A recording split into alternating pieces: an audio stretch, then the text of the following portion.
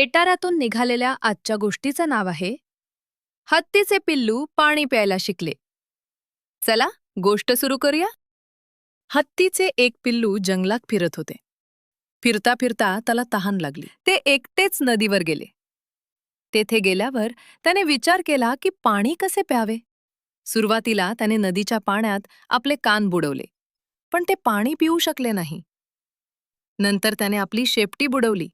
या वेळेसही ते पाणी पिऊच शकले नाही. तेवढ्यात आई तेथे पोचली. ती हळूच त्याच्या जवळ आली.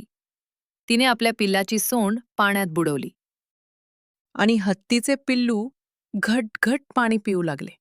मुलांनो, तुम्हाला गोष्ट कशी वाटली? मजा आली ना? अशा आणखी मजेदार गोष्टी घेऊन पुन्हा भेटू. तोपर्यंत नमस्कार.